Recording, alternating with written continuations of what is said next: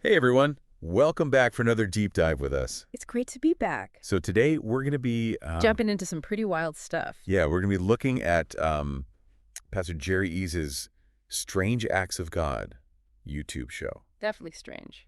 For those who haven't seen it, it's basically people sharing these incredible stories. Incredible, and they all attribute these experiences to their faith. Right, and for this deep dive, we're focusing on the week of November 25th to December 1st. Yeah, some pretty intense stuff happened that week. Oh yeah, we're talking about like regenerated organs, sudden career leaps. Like out of nowhere. Yeah.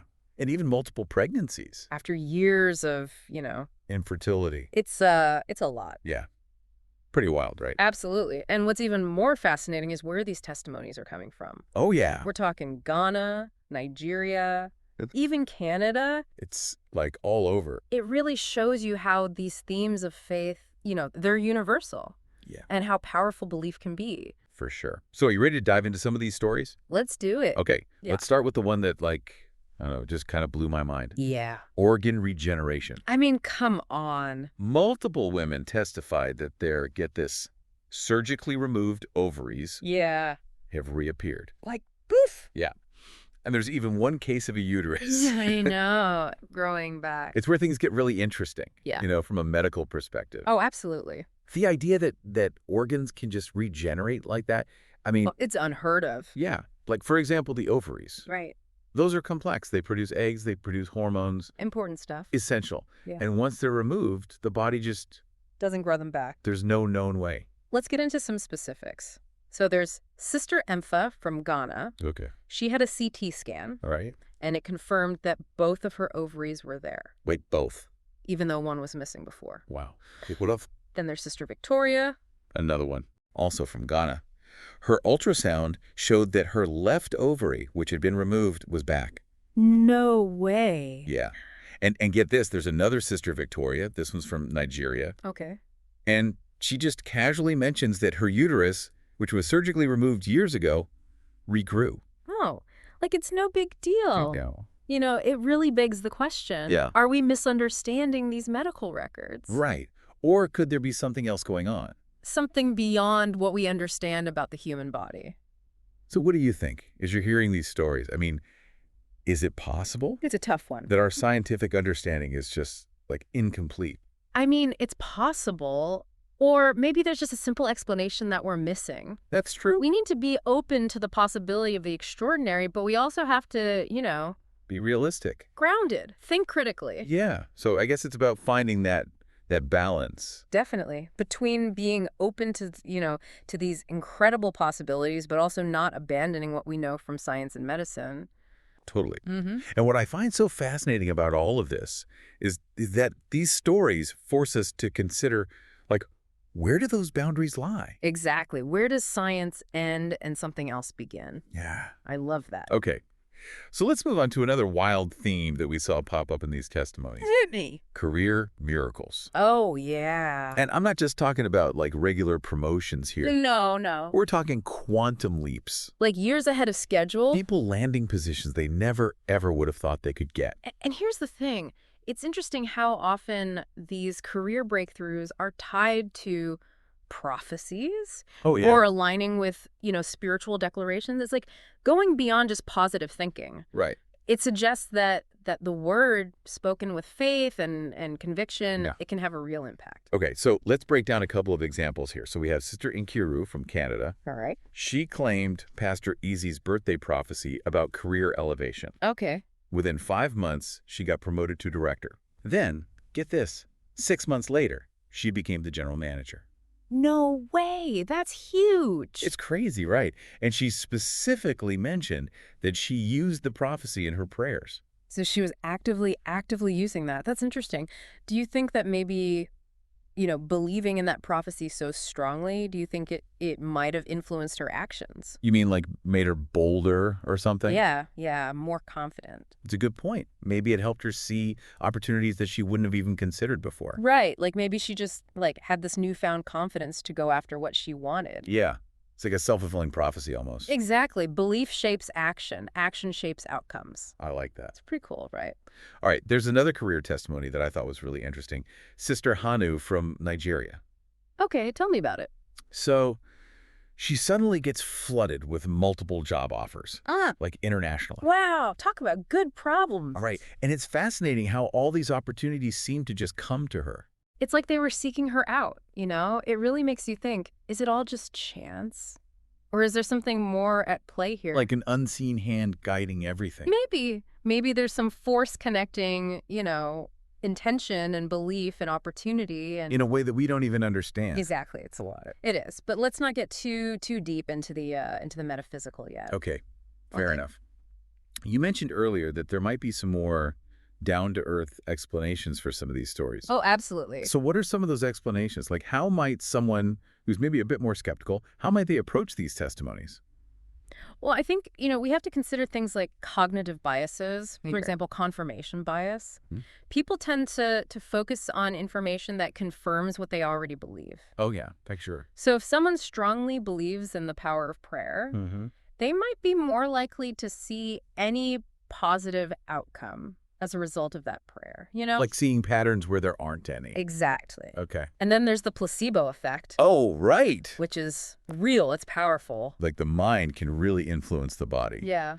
Belief can really impact our well-being. So you're saying even without bringing in like supernatural stuff, the power of belief itself could explain some of these outcomes. Absolutely. The way our minds and beliefs shape our reality, that's pretty amazing on its own, right? It is. It's powerful. Okay, let's switch gears a bit and talk about something really personal, really emotional. Infertility. Mm. We came across so many testimonies from women who shared their stories. It's heartbreaking, really. Years of waiting, failed treatments, the emotional toll of longing for a child. It's a deep desire, to create a family. For sure. And these women showed so much strength, So much perseverance. holding on to their faith even when things seemed impossible. And what's really interesting is that their stories often go beyond just conceiving a child. Oh, really? They talk about specific details, visions, even premonitions about the child or children they would have. That's wild. Yeah. Let's look at Mrs. Elizabeth from Germany, for instance. Okay. She struggled with infertility for 12 years. She went through 6 IVF attempts. All failed. Oh my gosh. But then she testifies to having a baby boy. Finally. Yeah. And silencing everyone who doubted her. That must have felt incredible. It's all about resilience, right? Holding on to that hope even when it seems like there's no reason to. I think it also speaks to the pressure that women especially face with infertility. Absolutely. The societal expectations, the judgment. Yeah, so it's like her triumph isn't just personal, it's like a victory over all of that. Exactly. And it takes so much strength to hold on to your faith when everyone around you is doubting you. It really does. Okay. Yeah. So we have another incredible story about overcoming infertility. Sister Doris from Nigeria. Tell me. She waited even longer. 17 years. Wow. 2 failed IVFs, 1 failed IUI, Oh, man. and then she gives birth to triplets. Triplets. 2 boys and a girl. Yeah. And she had envisioned this. Like, she actually talked about downloading a picture of it. Wait, what?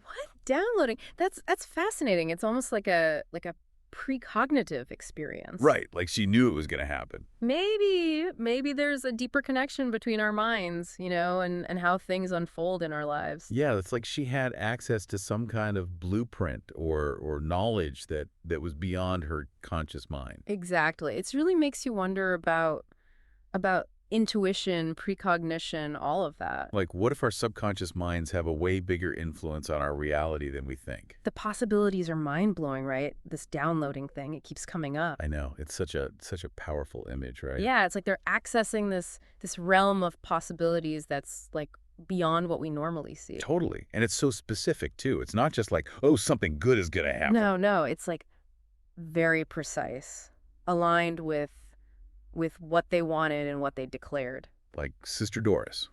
2 boys and a girl, right in the middle, just like she downloaded. Exactly. Makes you think about visualization, Like Yeah. maybe we have more power to manifest things than we think. Could be. Maybe these testimonies are showing us that there's more to this whole thought, belief, reality connection than we understand. It's a question that people have been asking forever, like, are we just passive observers in life, or do we actually have a hand in shaping things? I'm starting to feel a little overwhelmed, to be honest. Like, we've got organs reappearing, careers taking off, infertility being reversed. It's a lot, yeah. What stands out to you so far? Like, what's the biggest takeaway? I think it's the range of these strange acts. Like, it's not just one area of life. It's health, careers, relationships. Even reality itself, right? Exactly. It's like, hey, even this is possible. It makes you question everything you thought you knew. For sure. So how do you make sense of all this? Like with a scientific worldview, science is all about evidence and reason. Right. And there are definitely things that science, as we know it, can't explain yet. Maybe these testimonies are anomalies. They challenge the current framework. So we need to expand our understanding of science. Maybe.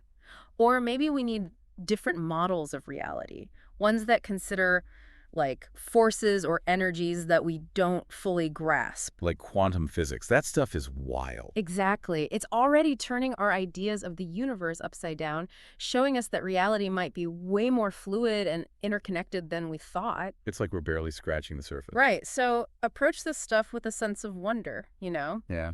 and humility, because there might be a whole lot more going on than we can see right now. Okay, let's be real. Some people are going to hear these stories and just roll their eyes. How do you respond to the skeptics, the ones who say it's all just coincidence or delusion? Well, first, we have to be empathetic. Like, these are real people sharing their experiences, and their faith is real to them. To dismiss that just because it doesn't fit our understanding can be hurtful. Yeah, it's about finding that balance, respecting people's beliefs, but also thinking critically. And remember, these aren't meant to be scientific proofs. They're personal stories shared within a community of faith. So maybe it's not about proving or disproving the supernatural? Maybe it's about understanding how powerful belief can be. Like, it might shape our reality in ways that we don't even fully comprehend yet. One thing that struck me is the tone of these testimonies. It's not all doom and gloom. Oh, no, not at all. They're joyful, excited. They're almost like laughing in the face of these impossible situations. Exactly. Celebrating these unexpected blessings, these miracles. It's a reminder that faith doesn't have to be rigid or serious. It can be fun. It can be celebratory, even a little wild. It shows how faith can transform your perspective, help you find joy and gratitude even when things are tough. I started this deep dive with a pretty skeptical mindset, Uh-huh. but I'm actually feeling kind of inspired now. Like, these stories are opening up new possibilities in my mind. That's what happens when you explore the unconventional.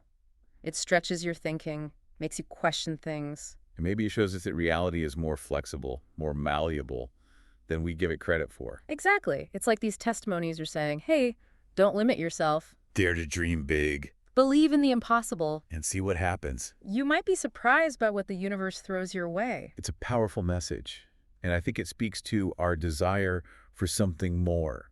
It's something beyond the everyday, something extraordinary. We all crave that, right? A reality that's a bit more magical. Totally. And maybe these testimonies are nudging us in that direction, reminding us to step outside our comfort zones To embrace the unknown. and to trust that even when things seem impossible, Miracles can happen. it's about living with a sense of wonder, of possibility, Being open to the unexpected. and embracing those mysteries that are at the heart of what it means to be human. It's like we're not just watching our lives happen. We're part of it. We can actually shape our reality with our thoughts, with our beliefs, with the things we do. Powerful stuff. And, something I noticed with the organ regeneration and the career miracles, it's like there's this power in what people are saying. The spoken word. Yeah. Like, it's not just thinking positive, it's declaring what you want, putting it out there. It's like that sets things in motion, Like with Sister Nkiru, she used Pastor Eze's prophecy when she was praying. Right. She didn't just believe it, she made it part of her practice. Like she was calling it into being. And it created all these opportunities for her, things that fit exactly what she was hoping for. Like a chain reaction, starting with her words. Her intention amplified. It's wild. What if we could all harness that? Like, how much could we change if we really focused our words and our intentions? It's a big question, right? Yeah.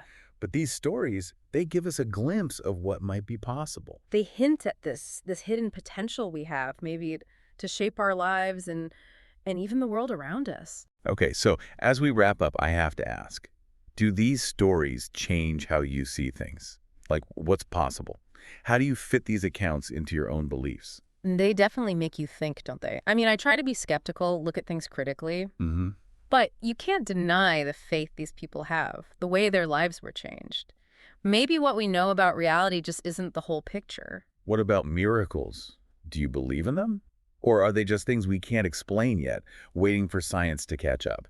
That's a question people have been asking forever, right? I tend to lean on the scientific side of things, but there are definitely limits to what we know. Maybe miracles are just glimpses into something deeper, some level of reality where the rules are different from what we understand. That's an interesting way to look at it. So for everyone listening, maybe wrestling with these same questions, what advice would you give them? How should they approach these stories, this whole idea of faith and science bumping up against each other? Stay curious. That's the biggest thing. Approach these stories with an open mind, but also a critical one. Yeah. Look at the evidence. Consider different explanations. Figure out what makes sense for you based on your own experiences and beliefs. Right. And remember, whether you're following science or faith, the search for truth is a journey. Not a destination. There's always something new to learn, to discover, to be amazed by. I love that. And maybe that's the biggest takeaway here. We don't have all the answers. There's still so much mystery out there. So much to explore. Exactly. Who knows what we'll find? Well, on that note, thanks for joining us for this incredible deep dive. It's been amazing. Keep exploring, keep asking questions, and keep believing in the power of what might be possible. Until next time.